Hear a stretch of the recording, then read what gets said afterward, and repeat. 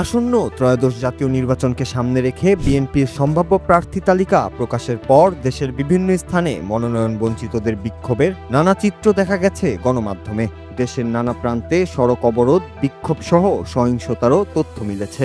মনোনয়ন না পাওয়া প্রার্থীদের ক্ষোভ ও হতাশা যেখানে দৃশ্যমান, সেখানে ফেনীর রাজনীতিতে যেন নতুন এক অধ্যায় লিখলেন জেলা বিএনপির সদস্য সচিব আলালউদ্দিন আলাল।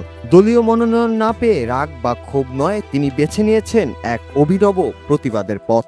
ধান খেতে দাঁড়িয়ে ক্রিকেটীয় স্টাইলে হাতে রিভিউ ইঙ্গিতে ছবি তুলে এক ক্লিকেই দলের কাছে জানিয়েছেন নীরব আবেদন। দেখে নিন সিদ্ধান্তটা ঠিক হয়েছে কিনা। সেই ছবিটি সামাজিক যোগাযোগ মাধ্যমে প্রকাশ করতেই ছবিটি এখন ভাইরাল।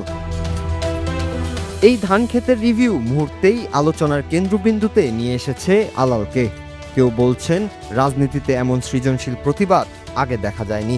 কেউ বা মজা করে লিখছেন রাজনীতির মাঠেও এখন থার্ড আম্পায়ার দরকার। স্থানীয় নেতাকর্মীদের অনেকেই একাত্মতা জানিয়েছেন তার সঙ্গে, আবার কেউ কেউ প্রশ্ন তুলেছেন দলের প্রার্থী বাছাই নিয়ে। তবে আলালের বক্তব্য স্পষ্ট, এটা কোনো বিরোধ নয়, বরং অহিংস প্রতিবাদ। তার ভাষায়, আমরা শুধু রিভিউ চাই, রাগ নয়। একসময় লেবানন নামে পরিচিত ফেনী এখন পরিবর্তনের পথে, আর সেই পরিবর্তনের প্রতীক হিসেবে তিনি তুলে ধরেছেন ধান ক্ষেতের মাঝে সবুজ বার্তা। প্রতিবাদের ভাষা বদলাচ্ছে রাজনীতিতেও। শেষ পর্যন্ত দল পুনর্বিবেচনা করবে কিনা সেটা সময় বলে দেবে, কিন্তু যেভাবে একটি ছবি, এক ইঙ্গিত আর একটুখানি ব্যঙ্গ দিয়ে আলালউদ্দিন আলাল দেশের রাজনৈতিক অঙ্গনে আলোচনার ঝড় তুলেছেন তা প্রমাণ করে সৃজনশীল প্রতিবাদের শক্তি আজও সবচেয়ে বেশি প্রভাবশালী, তা হোক রাজনীতির মাঠে কিংবা জীবনের জটিল মুহূর্তে।